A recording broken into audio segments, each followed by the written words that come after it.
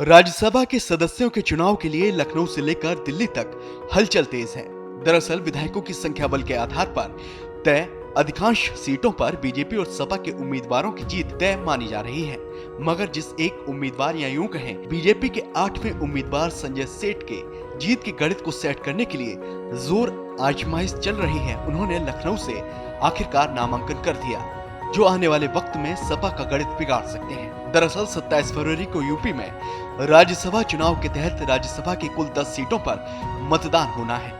ऐसे में तय मापदंड और विधायकों की संख्या के आधार पर कुल 7 सीटों पर बीजेपी की जीत तय है, जबकि 3 सीटों पर सपा का गणित लगभग सेट हो सकता है। लेकिन बीजेपी ने 8वां उम्मीदवार उतारकर खेल कर दिया है, क्योंकि अब वर्तमान में यूपी की 10 राज्यसभा सीटों पर कुल 11 उम्मीदवार चुनावी मैदान में आ गए हैं। आपको बता दें कि सपा की ओर से राज्यसभा के लिए पहली उम्मीदवार जया बच्चन है, जबकि दूसरे उम्मीदवार आलोक रंजन, जबकि तीसरे उम्मीदवार रामजी लाल सुमन हैं। वहीं बीजेपी के पहले उम्मीदवार सुधांशु त्रिवेदी, दूसरे उम्मीदवार आरपीएन सिंह, तीसरे प्रत्याशी अमरपाल मौर्य, चौथे तेजपाल सिंह, 5वें नवीन जैन, 6वीं उम्मीदवार साधना सिंह हैं और 7वीं उम्मीदवार संगीता बलवंत हैं, जिनका राज्यसभा जाना तय माना जा रहा है। मगर बीजेपी के 8वें उम्मीदवार संजय सेठ के चुनावी मैदान में आने से सपा के लिए मुश्किलें बढ़ती दिख रही हैं, क्योंकि ऐसा माना जा रहा है कि संजय सेठ सपा में सेंधमारी कर सकते हैं, क्योंकि आंकड़ों का गणित कह रहा है कि सपा के पास 3 सदस्यों को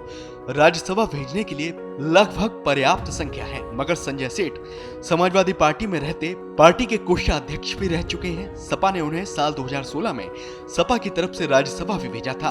उसके बाद साल 2019 में वो भारतीय जनता पार्टी का दामन थाम के कमल के खेमे में आ गए थे और उन्होंने राज्यसभा से इस्तीफा दे दिया था। ऐसे में सपा के खेमे में संजय सेठ की अच्छी खासी पैठ मानी जा रही है। दरअसल एक राज्यसभा सीट जीतने के लिए उम्मीदवार को तकरीबन 37 विधायकों के वोट की जरूरत होती है। ऐसे में बीजेपी को अपने 8वें प्रत्याशी को जिताने के लिए 8 विधायकों के वोट की जरूरत है, क्योंकि आरएलडी विधायकों को मिलाकर एनडीए के पास 288 वोटों का आंकड़ा है। ऐसी स्थिति में बीजेपी के साथ साथ सपा के तीसरे प्रत्याशी को भी जीत के लिए कड़ी मशक्कत करनी पड़ सकती है, क्योंकि अपने तीसरे राज्यसभा प्रत्याशी को जिताने के लिए सपा को एक अतिरिक्त विधायक के वोट की जरूरत है। लेकिन गौर करने वाली बात यह है कि सपा के 2 विधायक जेल में हैं और पल्लवी पटेल विरोध में हैं।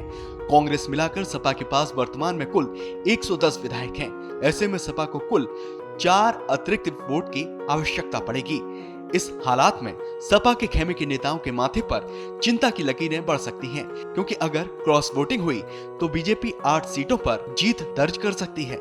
इस हालत में यूपी में बीएसपी के एकमात्र विधायक के वोट की अहमियत भी बढ़ती हुई सबको नजर आएगी।